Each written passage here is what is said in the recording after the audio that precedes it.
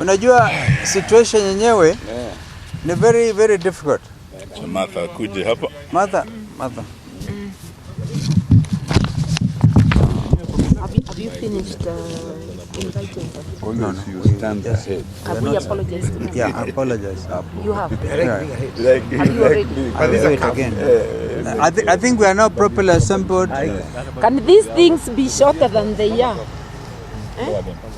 Well, They cannot be taller than us. That's okay. That's better. well done. Now, ladies and gentlemen,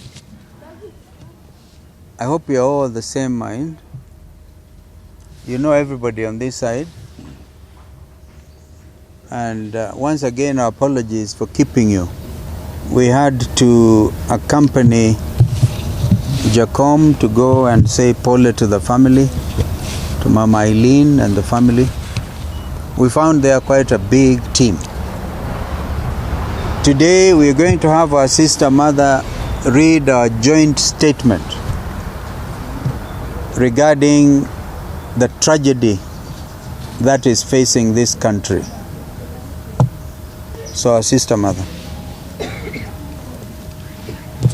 This is our statement on the tragic helicopter accident that claimed the life of General Francis Omondi Ogolla, Chief of the Kenya Defence Forces, and 9 officers.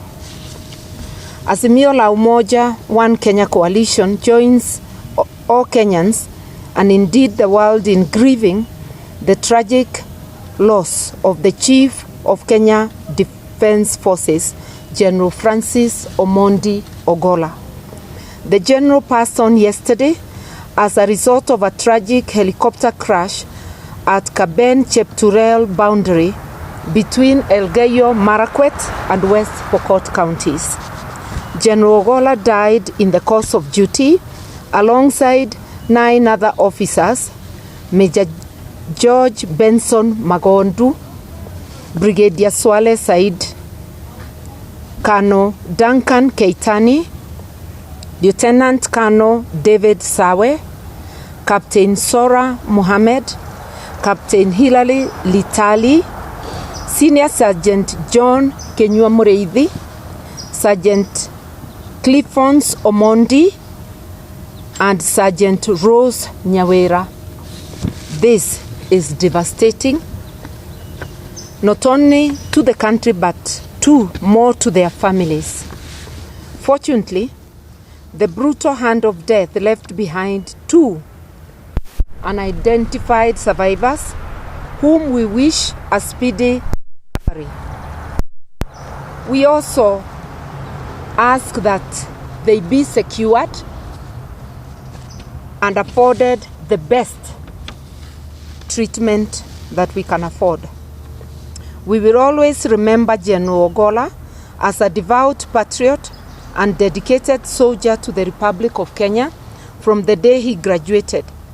He has been through multiple tours of duty and ultimately as the top soldier in Kenya, the Chief of Defence Forces, the CDF.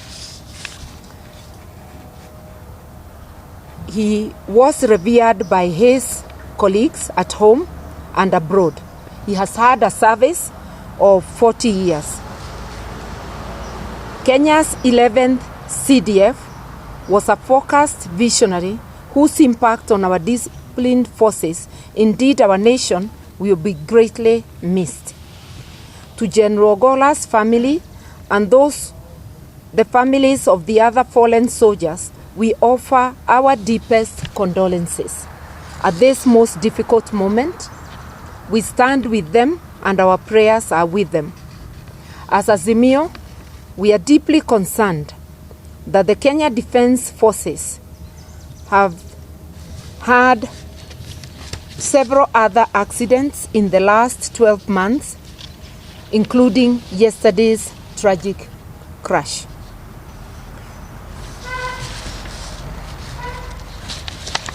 Just a minute, and we are saying that this must be thoroughly investigated.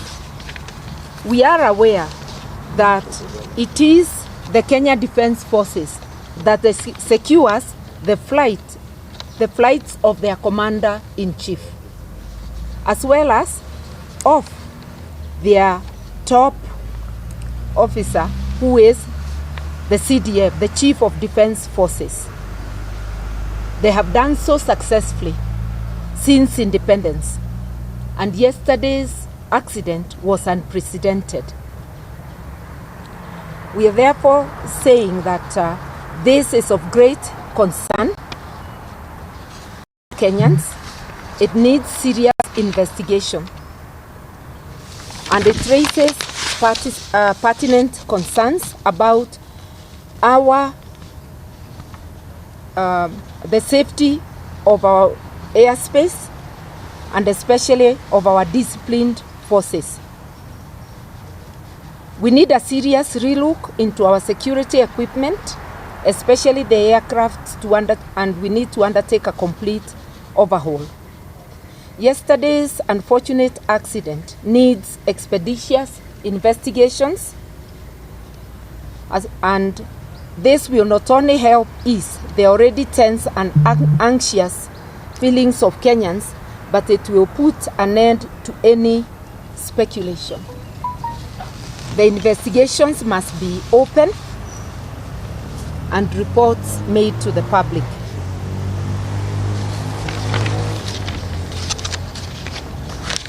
We also wish to ask the Ruto administration to consider the welfare of our disciplined forces and their families.